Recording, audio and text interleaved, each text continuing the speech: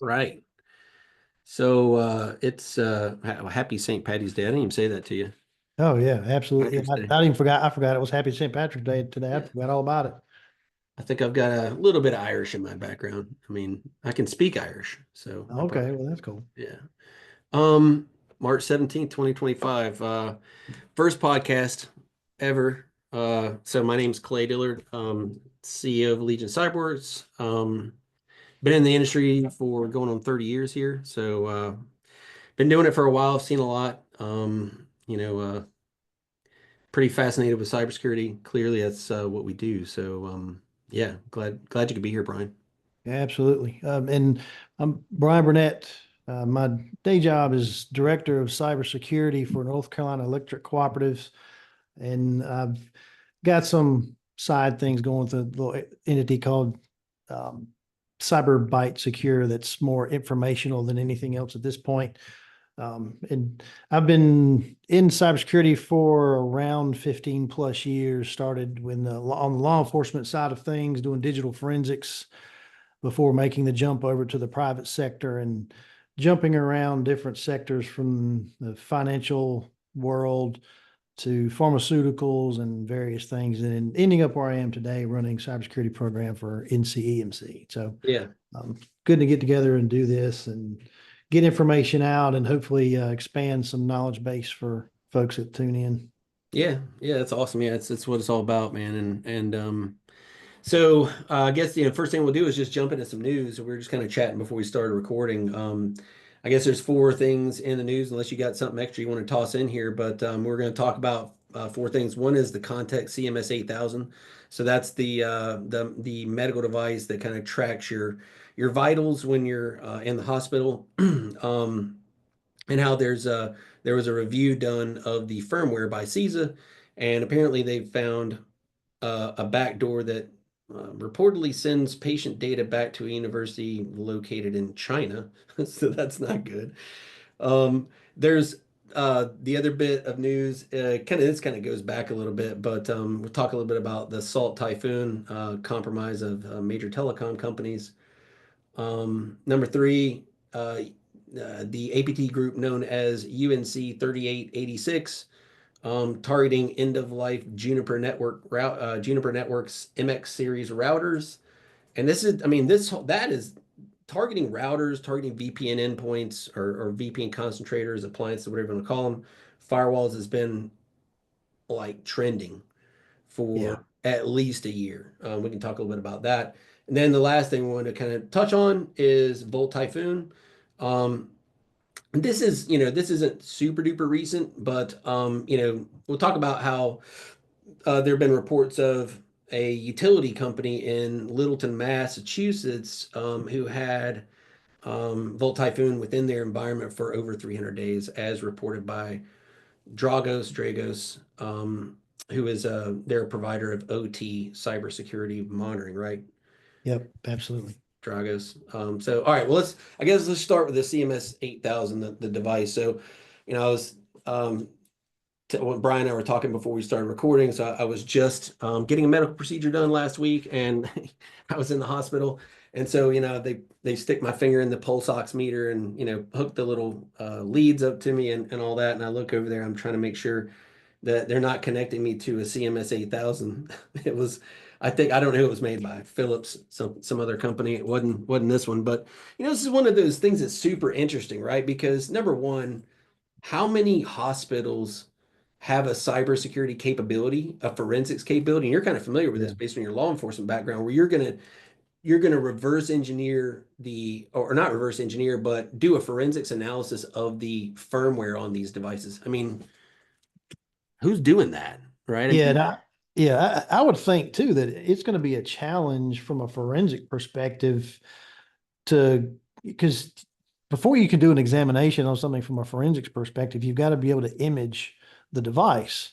So if you're talking about cell phones and laptops and tablets and all those normal devices, those are fairly straightforward on imaging, pulling that data down. So this, I guess you could start with network traffic data pulling. You could probably get network logs of some fashion that the hospital captures, and then figure out you'd probably have to talk to a device manufacturer on the chipset and get an understanding of how you even get a forensic look at, Hmm. the inside of that device and what it's doing. But, and then beyond this, it takes me back to where my oldest son was having some heart stuff going on, and they put a take home monitor on him, and he's on the way home. Before he even gets home, we get a call, hey, bring him back. We're seeing, it's called SVT, that we're seeing this irregular rhythm, go ahead and bring him back. And they saw that very quickly. So, but if you think about, if you get into a national security perspective, having, our Trump's 78 years old, or other politicians Right. could have some type of device, are they, is Yeah. their providers, are they looking at that kind of stuff too? If they have some Mhm. kind of remote device, are they securing, is that locked down? Are they securing the network traffic and making sure that those devices aren't vulnerable, Yeah. some type of, remote attack to shut that thing off? Or, pacemakers, because there's pacemakers that can be remotely monitored, and that'd be not a good day to have No. somebody hack your pacemaker and shut that thing off. That's not what you want to do. Yeah, exactly. And so not only do these healthcare organizations, and by the way, so when we're talking about the prevalence of like how many of these devices are out there, I mean, I don't know. There's no publicly available information that I could find to tell how how many are out there. But so apparently the FDA though approved this device in various configurations back in 2012. So that's a long time. And then I did a little bit of research, did a little grokking, and apparently across the U.S. there's about 6,100 hospitals, and that means about 900,000 beds. So I don't know. Who knows how many of these things are out there? Probably there's some big, there's some big brands that are providing probably most of these types of devices. So I guess I would venture to guess that there's not, these are on the on the small scale in terms of the device count out there. But I mean, it could be hundreds of hospitals that might be using these things. And so the hospitals don't have the ability to evaluate the firmware in these devices, so they don't know. And if you take a look at, like, at first I was thinking, like, how do you mitigate this threat? And my thought immediately went back to Log4Shell. Remember that? So Yeah. Oh part yeah. of the Log4Shell attack path was to have to compromise the server, or to basically feed the server some log data that would cause it to call out over LDAP, if I remember correctly. And so I mean, part of the blocking that attack was, well, I mean, aside from patching your patching your application and your logging platforms, don't allow just, wholesale outbound traffic over LDAP, right? I mean, do egress filtering. But, and I thought about that and I was like, well, maybe one way to, kind of help, partial way to mitigate this would be, blocking the traffic outbound, because apparently it uses TCP port 515, which is commonly associated with line printer daemon, which is a printer protocol for typically for Unix and Linux. But I mean, hey, maybe that might not be possible. Or maybe the firmware gives the bad guy access and they can move laterally within the network, or maybe it adapts and says, oh, outbound 515 is blocked over TCP. I'm just going to use port 443. So it's not so simple. It's not that simple of a problem to solve. Yeah, and then this falls within the scope of what I would consider an OT network. So it's not your standard office device. It's an Yeah. operational technology piece of equipment. So how are they monitoring that? Yeah. Is Dragos or Cybervision or one of the other, are those options well equipped to capture this type of traffic? How are they capturing this traffic? Are they using something like that to do that? Because if you don't have something that can tell you what abnormal, understand your baseline and then tell you when you have abnormal Hmm. traffic, how are you going to be able to capture that and then mitigate the problem if you don't No, have? you're right. And, I mean, maybe another way to potentially, get eyes on this particular problem for hospitals, and there's plenty of other industries, manufacturing, the electric grid. I mean, anybody that's using OT technology in particular, one of the things that should be pretty much a hallmark is segmentation of networks, and, put these devices over into an isolated network with controlled access out to the internet and specific monitoring, looking for, hey, we got a device phoning home to some university in China. What is that? Take a Yeah. look. So, Um, all right. So the next one we were going to kind of talk about was the telecom company compromise. So, yeah, I mean, this is pretty big. I gotta go to And my it's notes, but yeah, go ahead. and it's ongoing. That's what's I keep Yes. hearing this is still going. And they've even announced that the most common reason for this is unpatched Cisco devices that they're Mhm. being compromised. The patch is out there, has been out there for some time, but Right. there's still entities that aren't patching it. So, why aren't they why isn't this being patched? And, Yeah. if Still, right. yeah, They still haven't patched them. right. So if you've got telecom entities that aren't patching it, I mean, do they, the IT folks aren't aware, they don't have a cybersecurity program, they don't have something in place to actively monitor their devices and understand when they should be patched. So what's the root of the problem? Why aren't, that's because is Talking it, about Verizon, AT&T, and T-Mobile. I mean, these yeah, are big companies, right? yeah. Yeah. I And mean, then, so apparently it goes back to maybe around the 2020 era, right? Started yeah, potentially back as far back. Maybe it started back, before that. I don't know. Um, but yeah, I mean, you point out something that's it's pretty, we were talking about before the show is like internet facing VPN endpoints or concentrators or firewalls, the routers like what you were talking about. Those things have been targeted for a long time, and I can probably think of at least four or five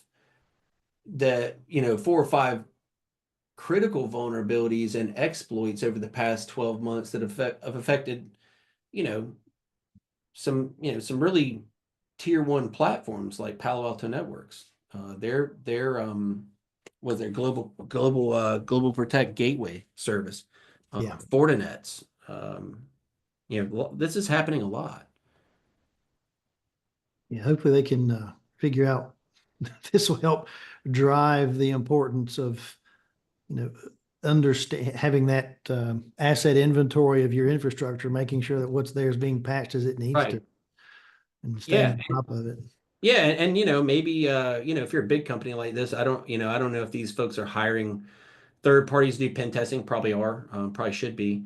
But pen testing your environment, using vulnerability and attack surface management tooling to get an idea about especially what your external attack surface looks like is a pretty Yeah. big deal. So, Yeah.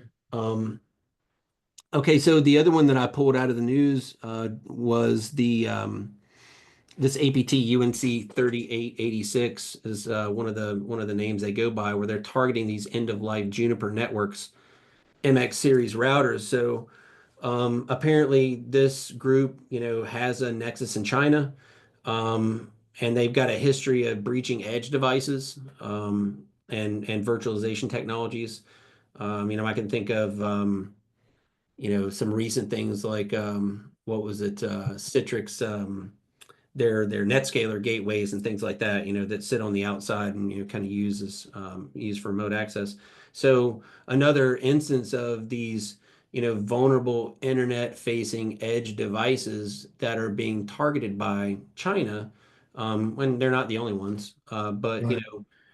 it's like it's systemic, man. I mean, this problem of of foreign adversaries targeting the U.S. and our interests, but then also, like you were saying a minute ago, the seemingly unmonitored, unmanaged, certainly not secured Yeah. internal access points. And this ties into, another fundamental best practice piece. So you go from talking about asset management, understanding what needs to be patched, a patch management program, and now you're talking about, again, an end of life devices. So if if you're talking about fundamental best practice pieces, looking at, asset management, knowing what devices are end of life, what they're attached to, what, do you have an end of life hardware that's running critical aspects of your environment, and what kind of vulnerabilities are you opening yourself up to by having an end of life device, running a critical part of, the day-to-day business, and what do you need to do to get that and update? And is there a plan there? If there's no plan there, once again, you've got another problem. But these are a lot of these things go back to very core pieces because one of the kind of consistent methodologies from especially nation state actors is they love to get into a device and then see if they can move laterally. Hmm. And that's what they want to do. And there's a lot of that they're really trying to do is their main methodology. Get in, be quiet, find Yeah, find a hole somewhere, and then get what they can and try to move around without making noise and see how long right. it can live somewhere as long as possible being detected. Yeah. Yeah, and that kind of brings us up to the Bolt Typhoon news article that we were talking about, where this Littleton, Massachusetts utility was breached, and Drago's published a case study on this. But apparently, the threat actor, Volt Typhoon, another based out of China, had been in their network for over 300 days, which kind of supports what you're saying. I mean, they want to get in, they want to maintain persistence, they want to move laterally, and broaden their access and lay low for a while, and maybe siphon off some information. But I wonder, when it comes to things like critical infrastructure, like the electric grid. Water supply systems and things like that, where they're sort of they're quiet, they're laying low. And I think you have some information maybe about, and definitely some things to say about this particular incident here. Could they have a more, destructive long-term goal, right? Oh, absolutely. And that's the from a strategic perspective, the Chinese are looking at, what can they do to get in, move around, and then build a long-term plan to have a massive impact across critical infrastructure. And for this particular utility, if I remember correctly, they cover power and water. The same utility is covering both. So I don't know how prevalent that is across the country where you've got a utility provider that's covering two really critical areas. Plus, this one is the one is very small, and Hmm. my impression was their cybersecurity resources are probably fairly limited. They had just started to implement. It, it just said OT cybersecurity tooling, which more than likely is something like the OT monitoring from Dragos. And that's what they had because they were pulling logs. So that's what they're pulling their logs from to Yeah. understand where the traffic's going from. If they had established their baseline, which is when you implement those tools, the first thing you have to do is establish your baseline, understand what your normal traffic is. Hmm. And then when you have the abnormal, you have alerts that you can go by. But it's hard to say how mature the rest of their cybersecurity program is around the response side of things. Do they have an active disaster recovery plan? Do they have incident response? It's Yeah. to the point to where they could come in where they're having to wait for outside parties to come. I know the federal government actually told them that the FBI called them and then actually showed up to their office and said, "Hey, we're here to help." And they dove into their network and they were helping with the forensics and all that piece. So the FBI had never have told them, they probably would not have known, or something more catastrophic would have had to occur. Hmm. And this also taps into that piece about smaller organizations having a mindset of we're too small to be a target. And that is not the case. And that's been Right. proven repeatedly. Right. Small doesn't matter. And especially when you're tied into something like critical infrastructure with power and Yeah. water, you are a big target, a very big target. And Yeah. it's, Or we can't afford the investment, right? We yeah. can't afford to invest in cybersecurity too.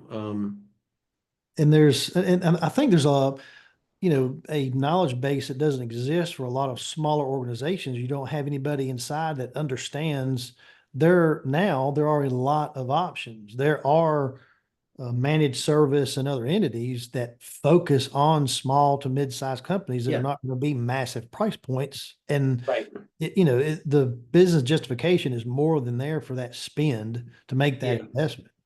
Yeah, and then that's one of the topics I wanted to get into here in a minute is you had done this LinkedIn post I don't know, it was a few weeks ago, and you were talking about the economics of cybersecurity, and you were talking about specifically prevention versus recovery. But before we jump into that, the issue here with this utility company up in Massachusetts, it's like a lot of times companies, like you said, they kind of go on this assumption that they're too small, they're not a target. No one really wants to, why would anybody want to compromise us? We don't really, we don't have even sometimes, we don't have data, or what we hear sometimes is, well, my data is in my EMR system, or it's in my SaaS provider's platform. And I don't have to worry about that because they're taking responsibility for the data privacy and the security of my healthcare data, our customers' financial data, or whatever the situation might be.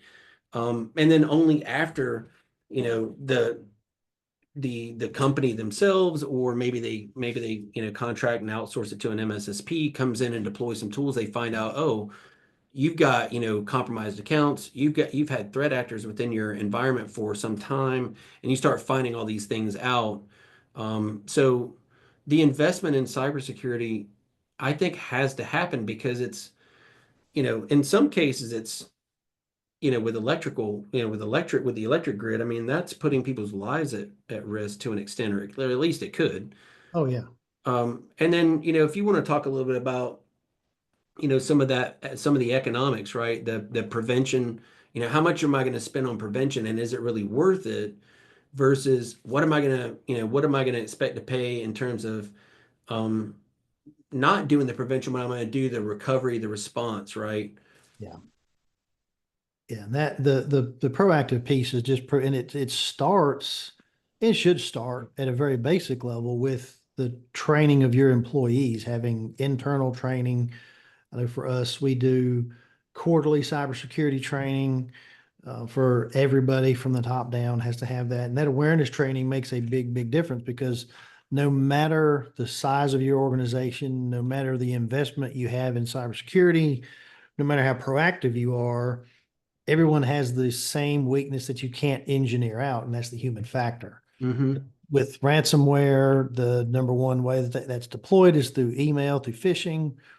So if you train your employees on what to look for, and kind of drive that, and when you have the senior and executive level leadership support that kind of drives the emphasis of that and really keeps one's attention, it helps there. And then, as you proactively go after it, from monitoring, understanding your assets, and everything else, and then as you build out that front end defense at the same time, ideally you build out the response capability on the back end. I maintain the mantra of not if, but when. Mm-hmm. We're going to have something, we're going to have some type of incident to some degree. So how are we going to respond to it? What's having the drawn out incident response plan? Who's going to be involved? Who comes in? What's your capability? If you're using managed service, what does that look like? Are they going to Yeah. come and help with forensics, cyber How are you insurance? going to communicate Yeah. during, how are you Oh, going yeah. to communicate securely during, I mean, there's lots of different variables that go into it, right? And having that preparation is huge. And when you did that post on LinkedIn, I read it, I was like, man, that is so true.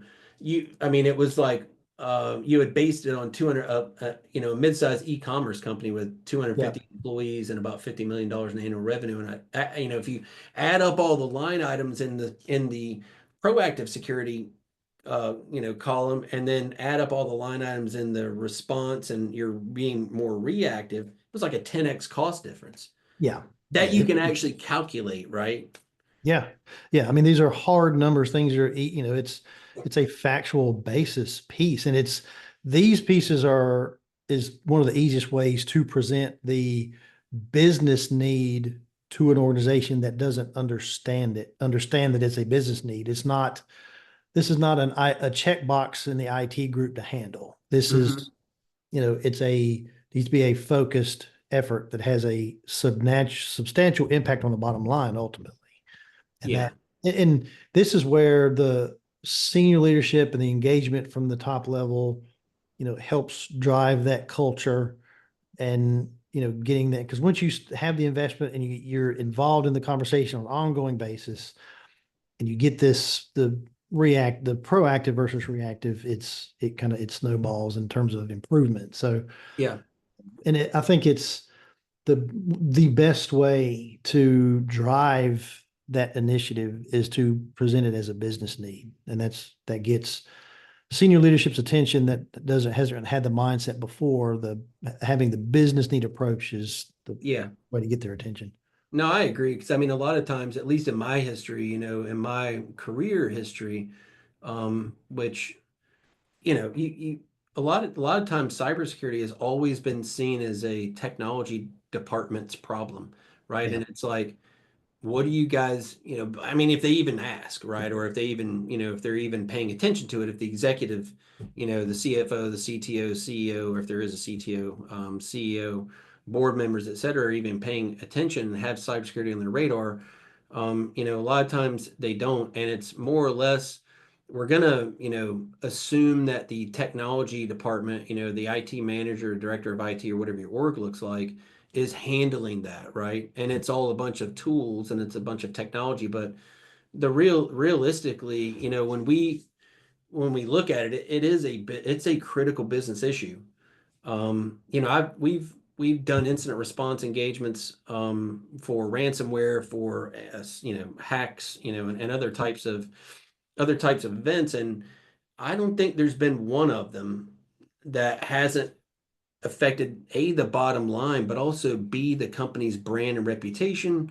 yeah, Maybe there's some contractual elements to, in terms of the consequences from a ransomware attack or some other kind of cyber attack.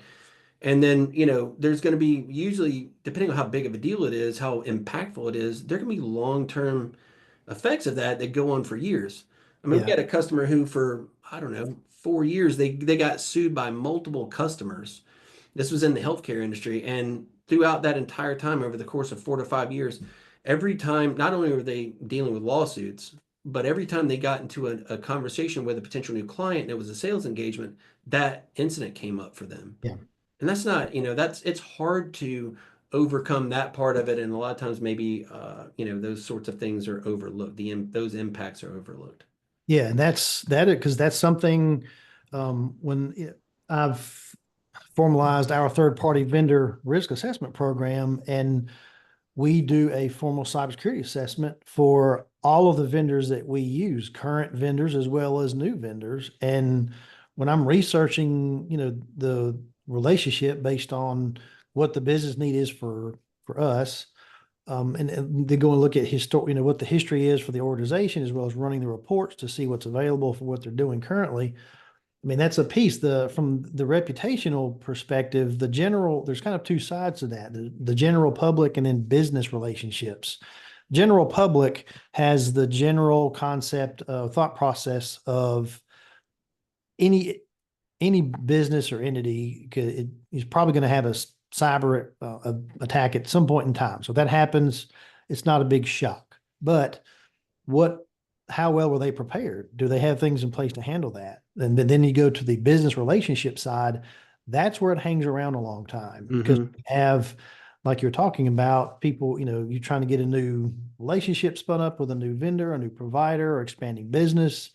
These conversations are going to come up. And if you can demonstrate, if you're open and honest, if you have been proactive since the event, learned from what occurred, and you can Yeah. show the mitigation you have in place, then good.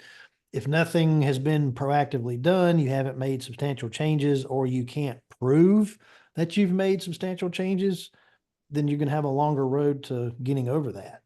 Yeah. I couldn't agree more. And one incident that comes to mind where the I was kind of alluding to about the years of lawsuits and all that, their business relationships actually began to thrive. So their relationships with their customers in the healthcare industry actually began to thrive even more. And at first, it was like no one was sure what was going to happen with these relationships, but because um, because our client was so transparent and so, Yep. I mean, they were, in the midst of the incident, they were extremely communicative, they were very transparent, and they were very proactive in terms of setting up weekly calls with their customers to let them know what was going on. There was this effort of, or this, sense of, partnership and all those sorts of things. And I think that hitting on that is super important. I think the last thing that anybody wants to see from a business relationship is the lack of transparency because it just Right. leads to a bunch of unknowns and then that turns into fear and then it's just really hard to trust what's going on. So Yep. Absolutely. yeah. Well, I think we're getting kind of down to the end here. I guess we had a few points to talk about in terms of developing a holistic cybersecurity strategy. I mean, you were talking about it just a minute ago, so we are talking about, being proactive in terms of your approach. One of the ways that you can be proactive is implementing a framework, a security controls framework, because again, it gives you a point of reference. How do I structure my security program? And there's several of them out there, and they range from really complicated and very long and deep and broad to pretty easily understood and easily adoptable. I think you and I are both kind of on the same page on those. And like you, I tend to really like and appreciate the Center for Internet Security's controls, CIS controls. Yes. NIST's cybersecurity framework is also pretty good. You got any thoughts on that?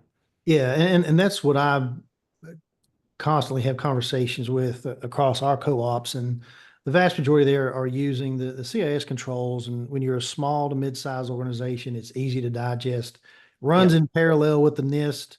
A lot of the tooling from if you're using assessment tools, they're going to typically follow have the NIST in there, and then the CIS is being more commonly implemented in there because it runs with it. And it just having, the CS gives you the implementation groups. There's one, two, and three, and it breaks down and defines those. So where you are as an organization can be easily found, and it gives you a starting point and Mhm. helps you build your roadmap for maturity down the road. Yeah. And these are freely available. So CIS, I don't even think you've got to register. Maybe you do, but I mean it's the It asks for CIS an email. controls That's huh? it. It What? just asks for an email. Yeah, yeah. So they're freely available. And like you said, I mean, they're easily understood. So the other part of it is, so there's kind of like three little buckets here, and this is, yeah, by far just kind of the tip of the iceberg, scratching the surface here. But the other main thing that we need to focus on is the human element. You mentioned that earlier.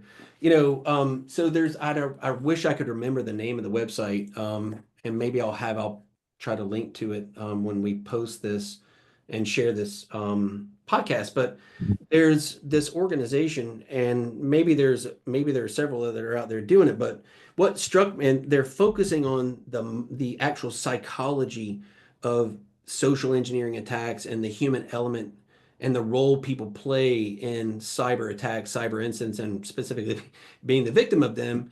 And it's how, one of the things that really was curious to me, or very interesting to me, was they went actually down into the psychology, and they started talking about the limbic system, right? The small part of your brain called the amygdala, which is Right. responsible for the emotional response, which happens first, right? So if you see a bear coming at you in the woods, you're not in the prefrontal cortex here. You're back here in the amygdala. Oh crap, there's a bear. I got to do something. You're not even really thinking. But they start talking about it, and the reality of it is, people were so we're emotional creatures, when we get the pop-up, and some of them even have audio, your computer's been compromised, or maybe we get an email from a vendor, and it's like, they just charged me $4,000 for something. I got to go fix this problem now. Right. It happens, and we fall Yeah. for that. So that's a big deal. So training your staff is super huge, right? So for our customers, we unless we train our customers every month, right? And then we usually do quarterly phishing exercises where we're testing them and testing the training and making sure that we're reinforcing that training that we're delivering with, hey, how are people actually getting it, and trying to understand how effective it is. Yeah. I think that's huge.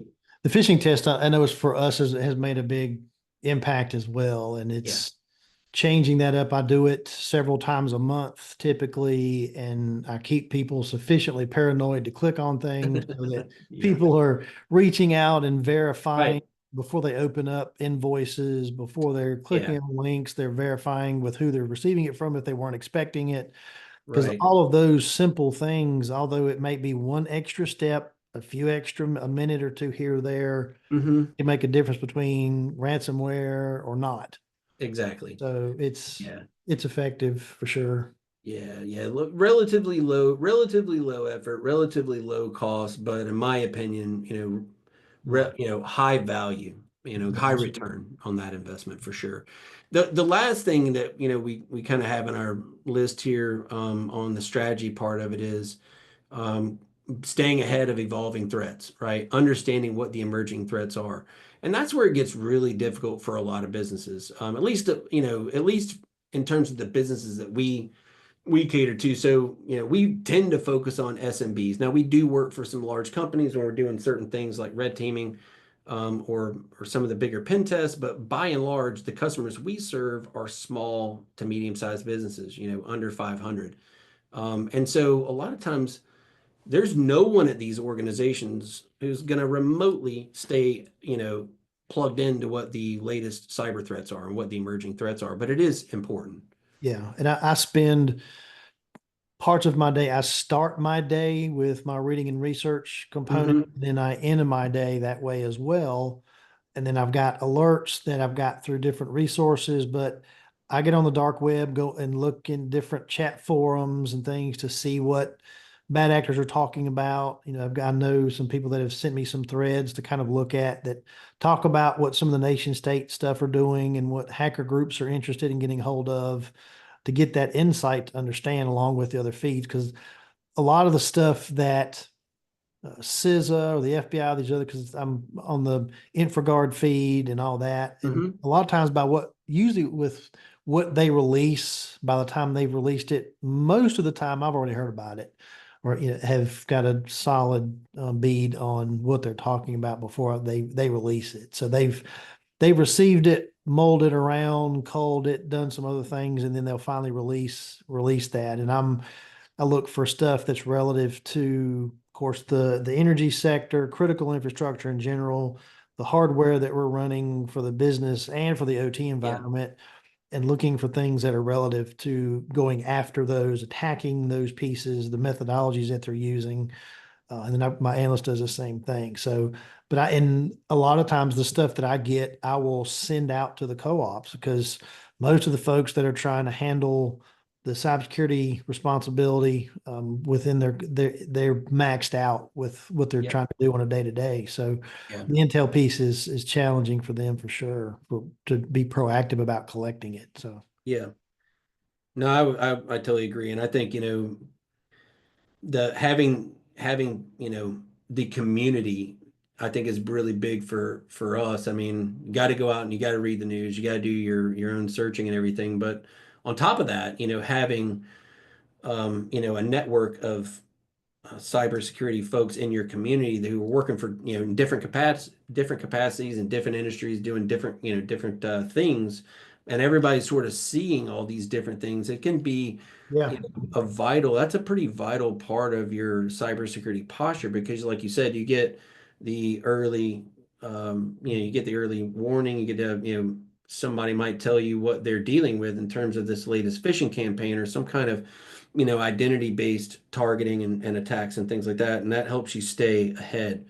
yeah, So if you're a small business now and you can't do all that stuff, outsource that, because somebody needs to be doing it, yeah. for sure. So, I guess as we wrap things up, we'll have to talk about this offline, but and maybe even get some feedback from the folks who watch it. But one of the things that I think we might want to do, maybe even in the next podcast, Brian, is kind of go through like what is the CIS controls, maybe put some content up so that we can share some of that, and like how do you approach if you're a small business, if you're an electric co-op, or a manufacturer that's trying to trying to shore up your cybersecurity, and you want to start with something like the CIS controls. Like, how do you get started doing that? What does it actually look like?